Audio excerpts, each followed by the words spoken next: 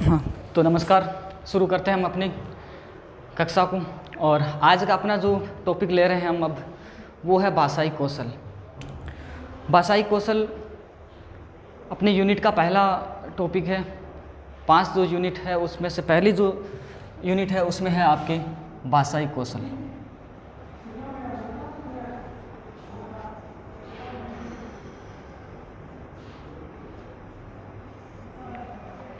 जैसा कि आप जानते हैं कि भाषाई कौशल मुख्य रूप से 4 होते हैं, जिनको सुबोपली के क्रम में पढ़ा जाता है। जैसे भाषा में दक्षता हासिल करने हेतु, भाषा में दक्षता व प्रवीणता हासिल करने हेतु 4 तरह के कौशल होते हैं। आप इन चीज़ों से परिचित हैं। पहला है श्रवण, जिसको बोलते हैं सुनना। दूसरा है बोलना। तीसरा है पठन, या जिसको हम पढ़ना। और चौथा है लिखना। तो इनका जो प्रथम अक्षर है सु, वो, प, ली, इसके आधार पर इसको कहा जाता है सुबोपली। ये इनका एक मनोवैज्ञानिक क्रम है कि पहले भाषा को सुनना, अर्जन करने के लिए, भाषा का अर्थ ग्रहण करने के लिए सुनना, सुनने के बाद में बोलना, फिर पढ़ना और फिर लिखना। जैसे बच्चा सबसे पहले सुनना शुरू करेगा और जो भी चीज़ें अनुकरण करेगा, सुनी हुई चीज़ को फिर बोलना शुरू करेगा। बोलने के बाद में वो पढ़ना शुरू करेगा और पढ़ने के बाद में लिखना शुरू करेगा। इस पढ़ना और लिखना का जो क्रम है वो एक मॉन्टेसरी है। उन्होंने बताया है कि तीसरा है वो लिखना है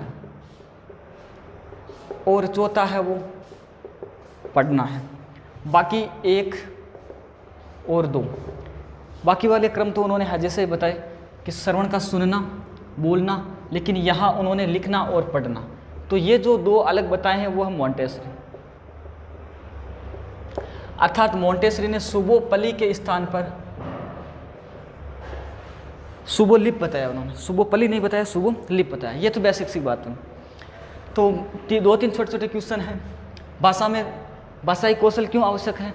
तो पहला क्वेश्चन ये हो जाता है, भाषाई कौशलों की ज़रूरत क्यों पड़ती है? भाषाई कौशल का उद्देश्य क्या होता है? तो उसका उद्देश्य होता है किसी भी भाषा में दक्षता या प्रवीणता हासिल करने के लिए। इसके बाद में भाषाई कौशलों के मनोवैज्ञानिक क्रम, तो आपको सुनना, बोलना, पढ़ना, लिखना अर्थात सुबोपली होता है। फिर किस विद्वान ने लिखना कौशल को पढ़ने से पहले बताया है? तो आप बताओगे मॉन्टेसरी ने। कौन विद्वान नहीं कहेंगे, मनोवैज्ञानिक। किस मनोवैज्ञानिक ने पढ़ना है उसको बाद में बताया है और लिखना है वो पहले बताया है। तो सुबोलिप का जो क्रम दिया है वो किसने दिया है? मॉन्टेसरी। अब हम बात करते हैं कि जो सुनना, बोलना, पढ़ना, लिखना है, ये कब तक चलता रहेगा? अर्थात ये चारों कौशल विकसित करने की सीमा कहाँ तक है? एक बार आप इनको लिखिए। यहाँ में लिख दो सुबोलिप का क्रम जो दिया है वो मॉन्टेसरी ने दिया है। ये चीज़ आप लिख लीजिए।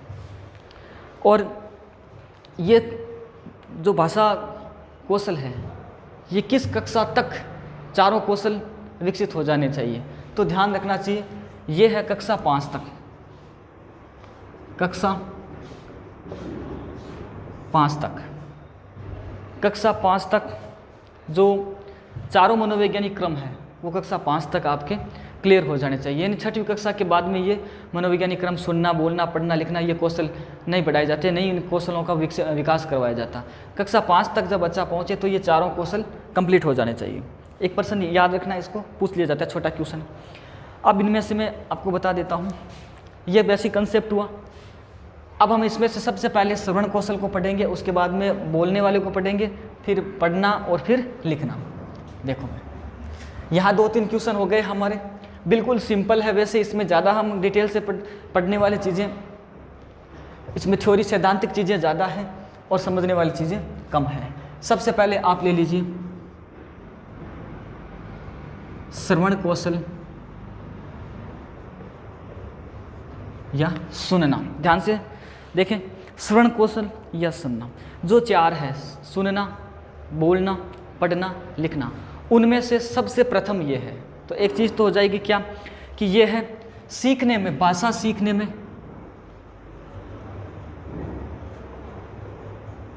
प्रथम कौशल, बिल्कुल ये क्या हो गया, भाषा सीखने का ये क्या है, प्रथम कौशल है। नाम से पता है, पहले सु आ रहा है तो सुनने वाला प्रथम कौशल हो गया। बाकी इसका जो महत्वपूर्ण चीज़ है, बाकी जो 3 कौशल बचे हैं, कौन कौन सा, बोलना, पढ़ना और लिखना, 3 कौशलों का आधार है ये, 3 कौशलों का आधार है। बाकी के 3 कौशल, इस सुनना कौशल, अगर सुनना कौशल कंप्लीट हुआ तो फिर आगे के 3 कौशल शुरू होंगे। अगर श्रवण ही नहीं हुआ, सुन ही नहीं पाया, या सुनने वाली जो चीज़ है वो भी ग्रहण नहीं कर पाई। हाँ, अब आपको एक यहाँ चीज़ बता दूँ, श्रवण का अर्थ क्या है, तो इसका अर्थ देख लेना आप। श्रवण कौशल यानी श्रवण का अर्थ क्या है, सुनकर अर्थ ग्रहण करना, बिल्कुल, सुनकर अर्थ ग्रहण करना। अब देखो, अगर कोई चीज़ सुनी ही नहीं है तो फिर अर्थ ग्रहण कैसे करेगा, और सुनी हुई चीज़ का अर्थ ग्रहण नहीं कर पाया तो आगे वाले बोलना, पढ़ना और लिखना ये तो बोलेगा कैसे। सुनकर सही अर्थ नहीं ग्रहण कर पाया, किसी ने कोई प्रश्न पूछा, प्रश्न का समझ में नहीं आया, किसी ने कुछ कहा, वो बात समझ में नहीं आई, अर्थात सुनी हुई बात का अर्थ भी उन्होंने ग्रहण नहीं किया, तो फिर बोलेगा क्या। अब सुना भी सही नहीं, बोला भी नहीं, तो जो सुन भी नहीं सकता, सही बोल भी नहीं सकता, तो वो पढ़ेगा कैसे। और कहने का अर्थ ये है कि बाकी के जो 3 कौशल हैं, इनका आधार है ये। अगर ये संपन्न होगा तो फिर आगे वाले कौशल चलेंगे। इसका अर्थ क्या होता है कि सुनकर अर्थ ग्रहण करना। देखो, अगर कोई व्यक्ति सुनने में असमर्थ है, आप ऐसे समझ लीजिए कि अगर कोई सुनने में असमर्थ है तो फिर वो बोलने में भी असमर्थ होगा, और जब बोलने में भी असमर्थ होगा तो आप ये माने कि उसका ज्ञान है वो बिल्कुल भी नहीं, शून्य के समान होगा। ये आप लिखिए नोट कि देखो, सुनने में असमर्थ, इसका सीधा अर्थ क्या हुआ कि वो बोलने में भी असमर्थ।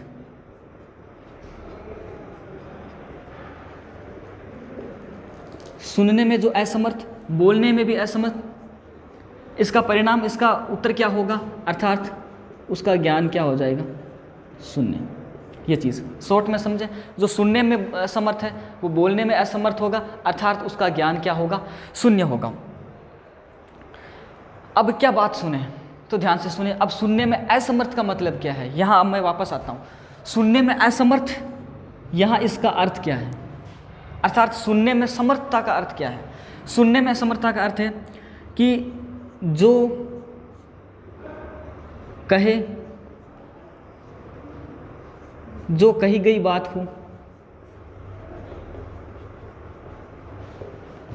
उसका वही अभिप्राय समझें। अगर किसी को हम कोई बात कहना चाह रहे हैं तो समर्थ और असमर्थता का मतलब ये नहीं है कि बिल्कुल भी अब समर्थ ही नहीं है, सुनाई नहीं दे रहा, कान भी काम नहीं कर रहे, ज्ञानेंद्रियाँ काम नहीं कर रही है, तो फिर वो क्या, उसका ज्ञान शून्य हो जाएगा, ऐसा नहीं, वो संकेतों से कर ले। लेकिन जो कही गई बात हो और उसका वही अभिप्राय वो समझता है, तो ये इसका मतलब है कि वो सुनने में समर्थ है। कही गई बात को अगर सुनने में दूसरा अभिप्राय समझ लेता है, जो बात पूछी है वो उसका अभिप्राय समझ नहीं पाया, अर्थात वो व्यक्ति सुनने में असमर्थ है। इसका मतलब उसका वो उत्तर भी गलत देगा, बोलने में भी असमर्थ होगा, और वो क्या कहलाएगा, ज्ञान शून्य। अब देखो कि हम ये कहते हैं कि किस तरह से वो अपनी जो है विचारों को रखे, और उसके विचार कितने कीमती हैं, या बोलने वाले के विचार कितने कीमती है, सुनने वाले के विचार क्या कीमती है। एक बार ये आप इतना स्टैंडर्ड नोट कीजिए, फिर मैं मिटा के और आपको समझाऊंगा। लिखिए,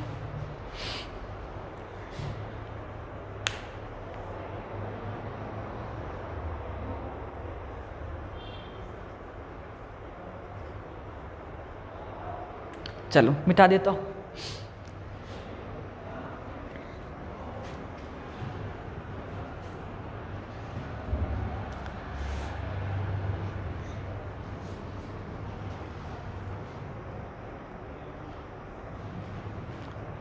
तो देखो, बहुत महत्वपूर्ण बात बता रहा हूँ, ध्यान से सुनना, छोटे छोटे फैक्ट है इसमें। श्रवण कौशल में क्या होता है कि हम जिस समाज में रहते हैं वो लोकतांत्रिक समाज है। आज हम जिस समाज में रह रहे हैं वो कैसा समाज है? लोकतांत्रिक समाज है। लोकतांत्रिक समाज राजतंत्र समाज नहीं है कि आवाज़ को दबाया जा सके। लोकतांत्रिक समाज है, इसका मतलब किसी भी आवाज़ को दबाया नहीं जा सकता। अर्थात लोकतांत्रिक समाज होने का आशय क्या है? लोकतांत्रिक समाज का मतलब या अर्थ क्या है? ध्यान से सुने, लोकतांत्रिक एक एक मैं कड़ी से कड़ी जोड़ रहा हूँ। लोकतांत्रिक समाज का अर्थ क्या है? इसका अर्थ है कि विचार बहुमूल्य है।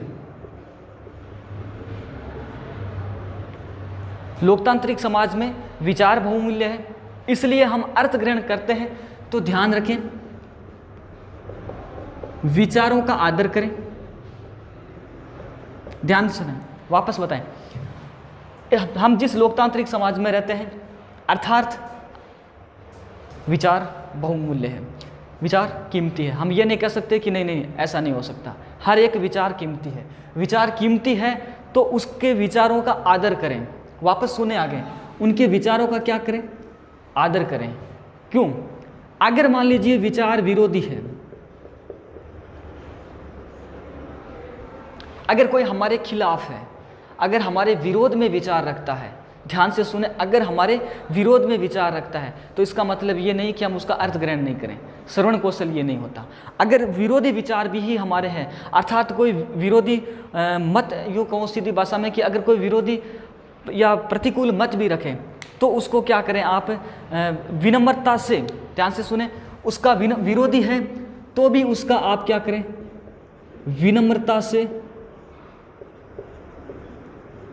सुने या विनम्रता से उसका स्वागत करें। ये नहीं कि अगर विचार विरोधी है तो उसके खिलाफ गाली गलौज पत्र नहीं। अगर विचार विरोधी है क्यों नहीं गाली गलौज करेंगे? लोकतांत्रिक समाज है, सबको बोलने का अधिकार है। जरूर नहीं अगला गलत कह रहा है या सही कह रहा है, हो सकता है हम भी अपनी जगह गलत हों। तो लोकतांत्रिक समाज में सबके विचार बहुमूल्य है, अर्थात सभी का विचारों का आदर करें, भले ही वो विचार विरोधी हो। अगर विचार विरोधी है तो उसको विनम्रता से सुने, ध्यान से सुने, अर्थात उनका स्वागत करें। इसका मतलब क्या निकलेगा? अगर हम कोई प्रतिकूल विचार, प्रतिकूल मत रखता है और उनका हम खंडन करते हैं तो इसका क्या होगा कि हमारे पास, अगर हम इस चीज़ को सुनेंगे, ध्यान से सुने, अगर हम विनम्रता से उसकी बात सुनेंगे तो हमारे पास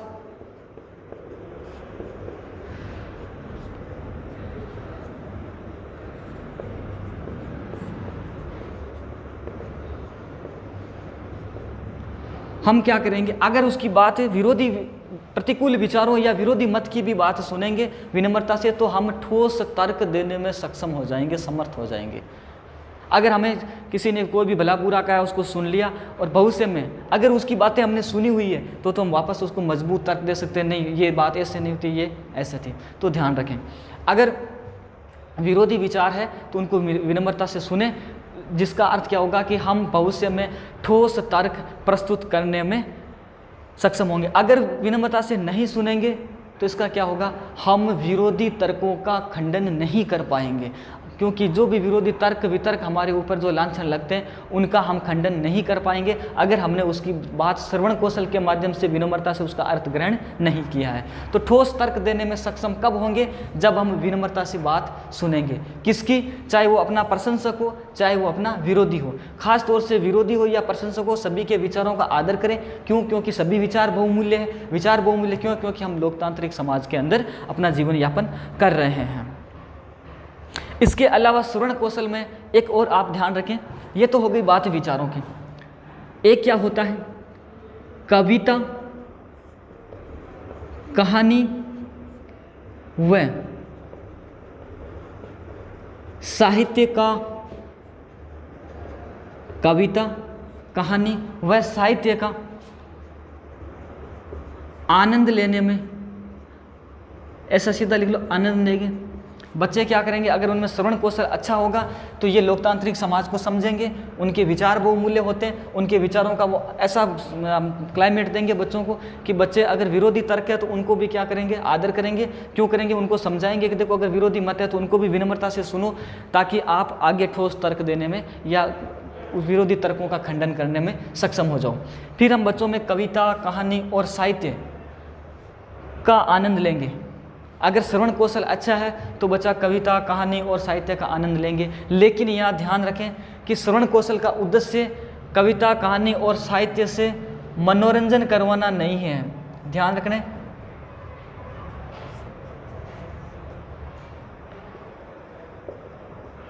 श्रवण कौशल का उद्देश्य जो है वो मनोरंजन करवाना नहीं है, बल्कि कविता, कहानी और साहित्य से उनको आनंद लेना या रसास्वादन करवाना उद्देश्य हो सकता है, लेकिन मनोरंजन करवाना नहीं है। अगर वो कविता और कहानी का आनंद लेंगे तो एक फ़ायदा होगा, क्योंकि वो उनको पढ़ेंगे तो श्रवण कौशल से एक तो किसमें समर्थ हो जाएंगे, शुद्ध उच्चारण करने में वो सक्षम हो जाएंगे। अगर उनको कविता अच्छी लगेगी, कहानी अच्छी लगेगी, साहित्य अच्छा लगेगा तो उनको बार बार पढ़ेंगे, और अगर वो बार बार पढ़ेंगे तो क्या होगा, उनके अंदर शुद्ध उच्चारण करने की क्षमता का क्या होगा, विचार होगा।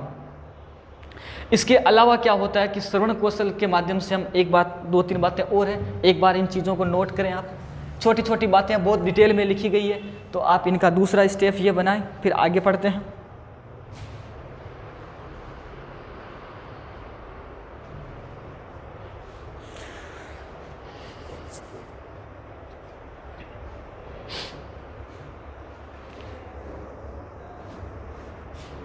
हाँ भाई, अब आगे चलते हैं। तो लोकतांत्रिक समाज के अंदर हमारे विचार बहुत बहुमूल्य होते हैं।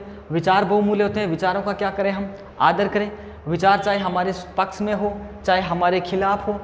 अगर हमारे पक्ष में है, खिलाफ में है, तो भी हम विरोधी है, तो भी हम उन विचारों को क्या है, विनम्रता से सुनेंगे, उन विचारों का विनम्रता से स्वागत भी करेंगे।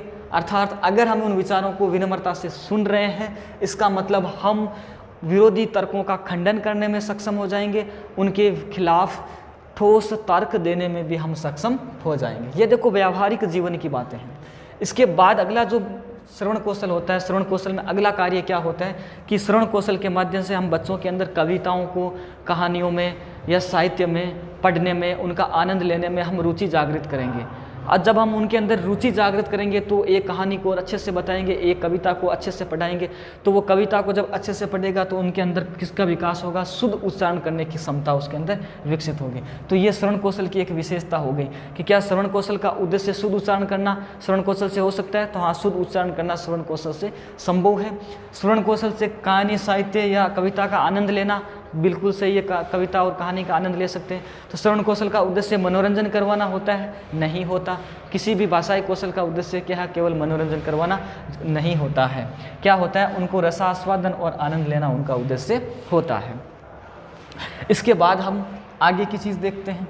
तो बात हो गई यहाँ पर। अब आगे क्या करें कि श्रवण कौशल में जो भी बातें बताई जाती है, इसका मतलब ये नहीं कि हम उनको पूर्ण रूप से क्या है, कॉपी डिटो कॉपी करवा दें, ऐसा नहीं है। उनके अंदर श्रवण कौशल के अंदर एक ऐसा, उनके अंदर स्किल्स हम डेवलप करें, ऐसा कौशल विकसित करें कि अगर हम उसको जो पाठ पढ़ाया है तो उस पाठ में से वो महत्वपूर्ण तथ्य, उस पाठ का सारांश ये निकाल सकें।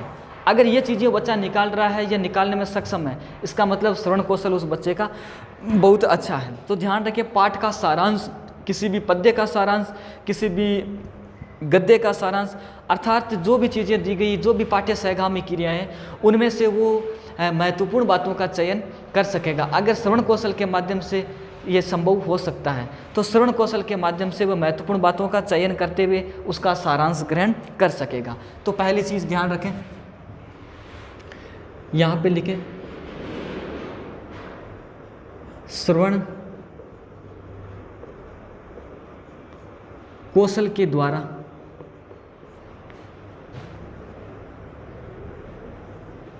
महत्वपूर्ण बातों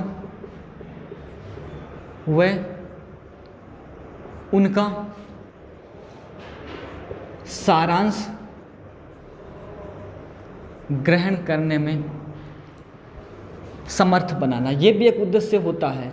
एक अध्यापक का ये लक्ष्य होना चाहिए, उद्देश्य होना चाहिए कि श्रवण कौशल के द्वारा जो भी पद्य, गद्य, जो भी कार्य है, वो महत्वपूर्ण बातें जो है, उन महत्वपूर्ण बातों का चयन करना सीखें और महत्वपूर्ण बातों का चयन करके उनका सारांश ग्रहण करना सीखें।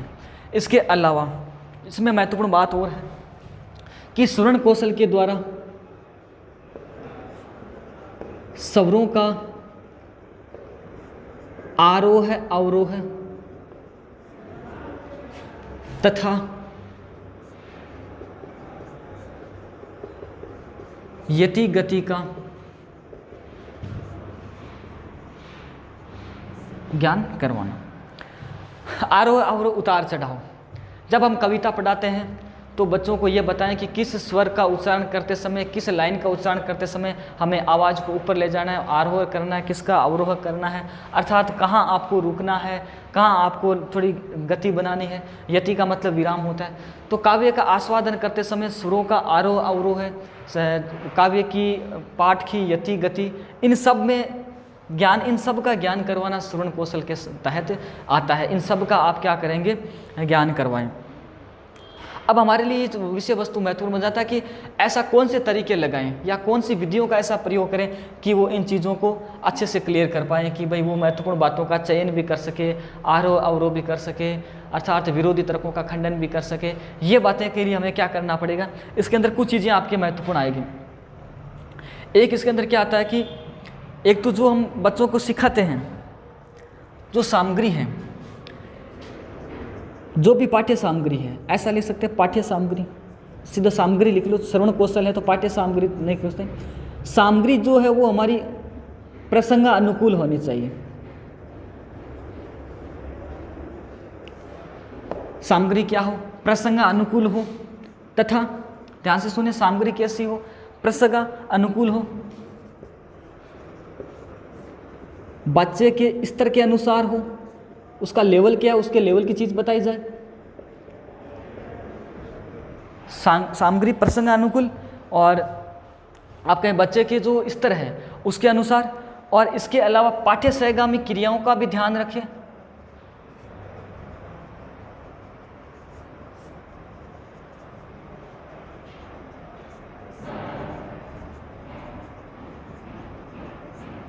पाठ्य सहगामी क्रिया के अनुसार कि जो भी बच्चों को हम सामग्री पढ़ा रहे हैं, श्रवण कौशल जब विकसित करते हैं तो ऐसी सामग्री उनके सामने प्रस्तुत करें। नाम ये देख लेना, ये प्रसंग के अनुकूल अच्छी होनी चाहिए सामग्री, प्रसंग ठीक ठाक होना चाहिए, बच्चों के स्तर के अनुसार होना चाहिए। बच्चा प्राइमरी सेक्शन में है और उसकी IQ ठीक ठाक है तो उस लेवल का उसको बताया जाए, माध्यमिक स्तर है या उच्च माध्यमिक स्तर है तो बच्चे के स्तर के लेवल की सामग्री प्रस्तुत करें। और पाठ्य सामग्री क्रियाओं को भी इसमें बड़ा महत्व दे ताकि वो पढ़ाई के अलावा भी कुछ चीज़ें हैं वो पढ़ सकें। एक बार आप इनको देख लीजिए, फिर मैं इनको लिख लीजिए आप, फिर आगे की बात हम करते हैं। इनमें लिखना ज़्यादा है, समझने वाली चीज़ें बहुत कम हैं।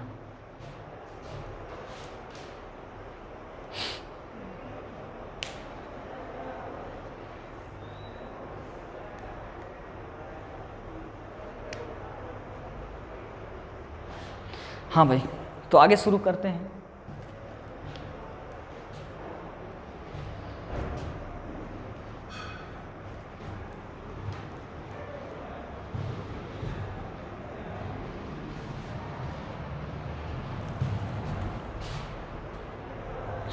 अब पाठ्य सामग्री क्या है, तो जो श्रव्य और श्रव्य दृश्य सामग्री है वो सारी किस में आ जाएगी, श्रवण कौशल में आ जाएगी, जिनसे आवाज़ सुनाई देती है। सिर्फ दृश्य सामग्री को छोड़ दीजिए, वो श्रवण कौशल में नहीं आएगी क्योंकि वो तो दिखाई देने वाली चीज़ें सुनाई नहीं देती।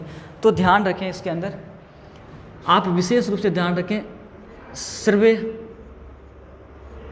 व श्रव्य दृश्य सामग्री। श्रवण कौशल को विकसित करने के लिए कौन सी सामग्री प्रयुक्त की जाती है, या तो श्रव्य हो या श्रव्य दृश्य हो। जैसे मान लीजिए रेडियो, दूरदर्शन, चलचित्र, ग्रामोफोन, टेप रिकॉर्डर, ये चीज़ें जो जैसे ये दूरदर्शन श्रव्य दृश्य है, ये श्रव्य है, ये श्रव्य दृश्य है, ये श्रव्य है, ये श्रव्य है। लिंग्वाफोन, जो श्रव्य दृश्य या श्रव्य जो सामग्री है वो आप प्रयोग में लें। इससे क्या होगा कि श्रवण कौशल किससे डेवलप होगा, दृश्य सामग्री नहीं लेना उसके अंदर। भाई जैसे चार्ट है, मॉडल है ना, ये चीज़ें क्या होगी, ये दृश्य है, और दृश्य होगी तो उससे बोलने वाली बात तो होगी नहीं। तो श्रव्य दृश्य आपको ध्यान में रखें, या तो सामग्री क्या हो, सिर्फ श्रव्य हो, या फिर जो श्रव्य और दृश्य दोनों होती है, श्रव्य दृश्य। ठीक है भाई। अब इसके बाद में एक चीज़ें और आती है कि कौन सी श्रवण कौशल की विधियां हैं। ये टॉपिक थोड़ा महत्वपूर्ण है, श्रवण कौशल की विधियों का आपको पता रखना है। तो श्रवण कौशल की जो विधियां हैं वो भी लिखें आप। अलग अलग एग्जाम में क्वेश्चन पूछा जाएगा, निम्नलिखित में से कौन सी विधि श्रवण कौशल की नहीं है, कौन सी विधि श्रवण कौशल की है, तो उससे क्वेश्चन।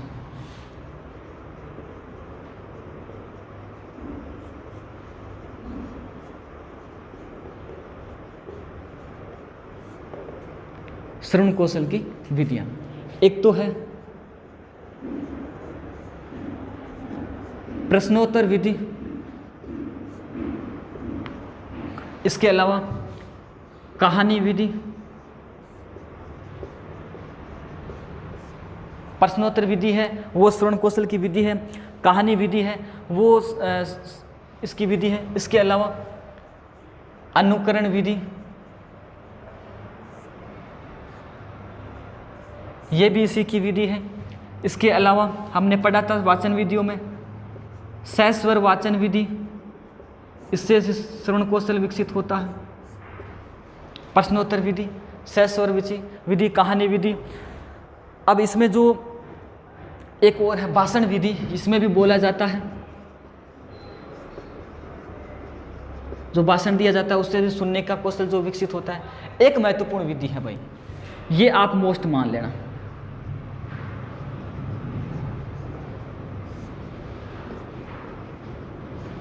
ये श्रुत लेख विधि। देखने में जैसे लेख आ गया तो ऐसा लगता है श्रुत कर लिखना होता है, तो ये लेखन विधि में आता है, ये लिखना वाले कौशल में आता है, नहीं आता। तो आप मोटे तौर पे ये ध्यान रखें कि सबसे पहले क्या होता है, अनुकरण विधि।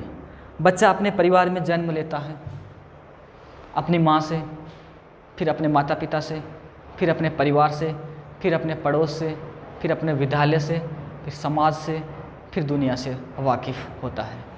जब बच्चा सबसे पहले अपने परिवार में जब जन्म लेता है, सबसे पहले अपने माता पिता के संपर्क में आता है। और हम ये भी जानते हैं बच्चे की पहली पाठशाला परिवार होती है, बच्चे का प्रथम गुरु उसकी माँ होती है। तो ध्यान रखें, सबसे पहले वो अपनी माँ से कुछ चीज़ें सीखेगा। दूध के लिए दूध शब्द, पानी के लिए पा शब्द बोलेगा। तो आप पहले इसको ध्यान रखें, अनुकरण करेगा सबसे पहले, अर्थात माँ के द्वारा बोली गई या परिवार के द्वारा बोली गई बात को वो अनुकरण करेगा, अर्थात उसका श्रवण कौशल सही काम कर रहा है। माँ से जो बात सुनी, परिवार से जो बात सुनी, वैसा का वैसा वो अनुकरण कर रहा है। तो ये हो गई अनुकरण विधि। उसके बाद में जब वो विद्यालय जाएगा और अध्यापक जब उनसे वाचन करवाएगा, अध्यापक आदर्श वाचन करेगा, बच्चे साथ में सहस्वर वाचन करेंगे। तो वो बच्चों के साथ में परिवार विद्यालय के वातावरण में वो सहस्वर वाचन विधि का प्रयोग करेगा। इसके बाद में वो छोटी छोटी कहानियाँ सुनता है अपने दादा से, अपने मामा से, अपने नाना से, नानी से, परिवार के लोगों से, किताबों से तो अलग हो जाएगी, गुरुजनों से। तो जब वो अपने कहानी सुनेगा तो उसके अंदर भी श्रवण कौशल, देखो सारी चीज़ सुनी जा रही है। प्रश्नोत्तर विधि, जब उन बच्चे से कोई प्रश्न पूछा जाएगा, छोटा बच्चा है, कोई परिवार में आया, आते पूछे, बता बेटा तेरा नाम क्या है, बता तेरी मम्मी का क्या नाम है, तेरे पापा का क्या नाम है, तेरे पापा क्या करते हैं, ये तेरे दादाजी का क्या नाम है। तो वो क्या, छोटे छोटे प्रश्नोत्तर से भी उसका श्रवण कौशल विकसित होता है। भाषण विधि, जब हम माध्यमिक स्तर पर जाते हैं, कहीं भाषण सुनते हैं, तो हमारा और श्रवण कौशल ज़्यादा विकसित होता है। ये थोड़ा श्रुत लेखन विधि, इसमें क्या होता है कि अध्यापक, जैसे मैंने एक दिन श्रुत लेखन विधि पढ़ाई थी कि श्रुत लेखन विधि के बारे में अध्यापक पहले ही दिन बता देता है, कुछ 10 कठिन शब्द देता है, उस विधि में हमने पढ़ा था। तो वो क्या करेगा, बोलेगा कि हाँ भाई ये आप बताओ, आप ये बताओ, आप ये बताओ। जब वो बोलेगा ना तो बच्चे सुनकर लिखेंगे। अब वो श्रुतलेख लिखवाएगा तो सबसे पहले ऐसे बोलेगा कि लिखो भारत में 28 राज्य हैं। तो अब वो लिखवा रहा है तो बच्चे क्या करें, सुनकर लिख रहे हैं। तो पहले उसका जो डेवलप किस चीज़ का हो रहा है, सुनने का हो रहा है। तो ध्यान रखें, श्रुतलेख जो विधि है, भले ही वो लिखा जाता है उसके अंदर, लेकिन श्रुतलेख विधि है वो सुनने में आएगा। सारी चीज़ें सुनने में, अनुकरण करेगा तो सुनकर अनुकरण करेगा। हालांकि लेखन का भी अनुकरण होता है, हमने पढ़ा था, लेकिन ये इसमें आता है। अनुकरण विधि भी आती है, सहस्वर वाचन विधि आती है, प्रश्नोत्तर विधि भी आती है, कहानी विधि भी आती है, भाषण विधि भी आती है और श्रुतलेखन विधि भी आती है। तो ये विधियाँ स्पेशल रूप से किसकी है, श्रवण कौशल की विधियाँ है।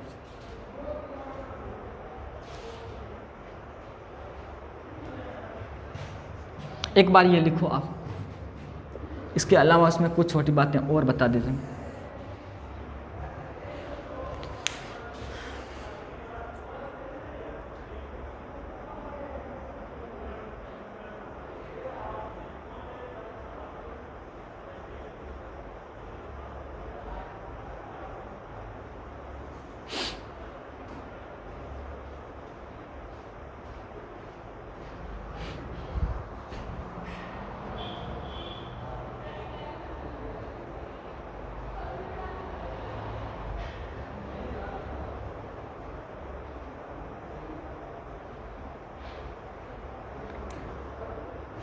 चलो भाई,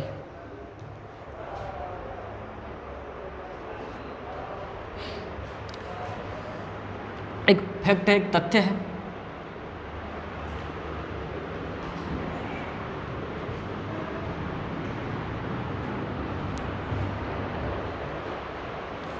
क्वेश्चन आया हुआ है एक,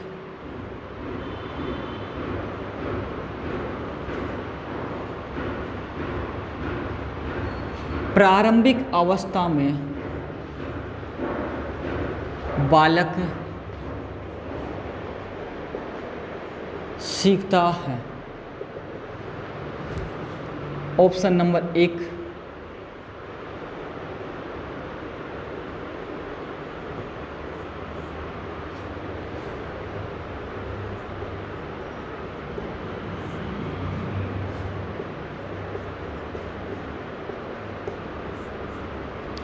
option number 2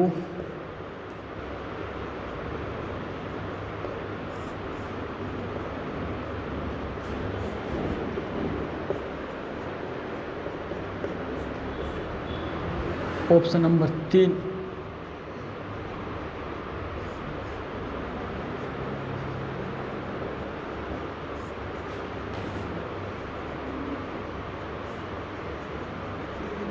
option number 4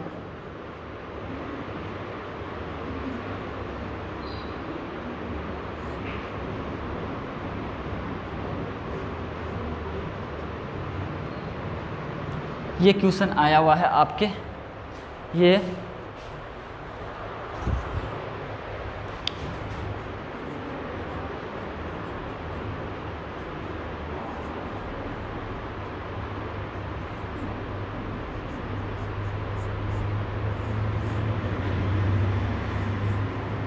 REET 2015 level 2 कि प्रारंभिक अवस्था में बालक सीखता है सुनना, पहले सुनना, फिर अनुकरण, फिर निरीक्षण, फिर अनुकरण, सुनना, बाद में निरीक्षण, पहले सुनना, फिर निरीक्षण, फिर अनुकरण, फिर निरीक्षण, फिर सुनना, फिर अनुकरण। अब देखो, हमने सुबोपली वाला तो बहुत बार क्वेश्चन आया हुआ है और उसको क्लियर भी कर लिया, सुनना, बोलना, पढ़ना, लिखना, सुनना, बोलना, पढ़ना, लिखना, फिर ये क्रम तो होता है। इसका ये जो मनोवैज्ञानिक क्रम है, देखो हमने एक चीज़ तो क्लियर हो गई कि पहले तो कार्य होगा सुनना, तो इसमें सबसे पहले सुनना आ रहा है और एक इसमें आ रहा है, अर्थात एक तो ये नहीं होगा, एक ये नहीं होगा। अब बचे हैं 2, तो सुनना के बाद में अनुकरण आएगा, फिर निरीक्षण आएगा, या पहले निरीक्षण आएगा फिर अनुकरण आएगा। देखो इसमें थोड़ा सा ध्यान क्या रखना है कि हमने ये कहा कि बच्चे जब सहस्वर वाचन करेंगे उसके बाद में बच्चे उसका अनुकरण करेंगे, अर्थात जब तक टीचर बोल रहा है तब तक वो क्या कर रहे हैं, सुन रहे हैं, उसके बाद में बच्चा अनुकरण करते हैं उसका, या माँ बोल रही है बच्चा उसको सुन रहा है और फिर उसका अनुकरण करता है, जो भी स्थिति बनती है वहाँ आप ध्यान रखें। सुनने के बाद में अनुकरण करते हैं, लेकिन अनुकरण के बाद में फिर निरीक्षण किसका करते हैं वो, ये बात ना, फिर तो बोलना हो जाएगा, निरीक्षण पहले होगा, पहले सुन लिया, अब जो सुनने के बाद में जो अनुकरण करता है, अर्थात जहाँ तक वो सुनने की क्रिया समाप्त हो जाती है उस क्रिया के समय वो थोड़ा थोड़ा निरीक्षण करता है कि वो क्या बोल रहे हैं, एक एक शब्द को दिमाग में इकट्ठा करता है कि हाँ अच्छा पहले ये वर्ड बोला, फिर ये वर्ड बोला, ये वर्ड बोला है, तो उनको क्या कर रहा है, जब तक सुन रहा है सुनने के तुरंत साथ साथ में वो क्या कर लेता है, सुनते ही उस बोली हुई बात का वो निरीक्षण कर लेगा और निरीक्षण करने के बाद में उस बात को दोहराएगा। तो इसका ऑप्शन ये सही था, सुनना, फिर निरीक्षण करना और उसके बाद में उसका अनुकरण करना। एक क्वेश्चन और बता देता हूँ आपको,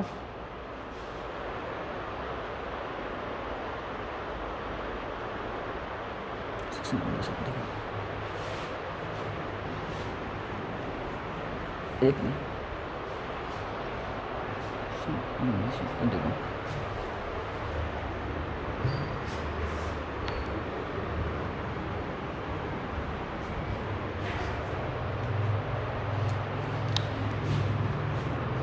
भाषा कौशल, सीधा क्वेश्चन भाषा कौशल है, रीट 2017, अनुदेशन सीधा क्वेश्चन था, अधिगम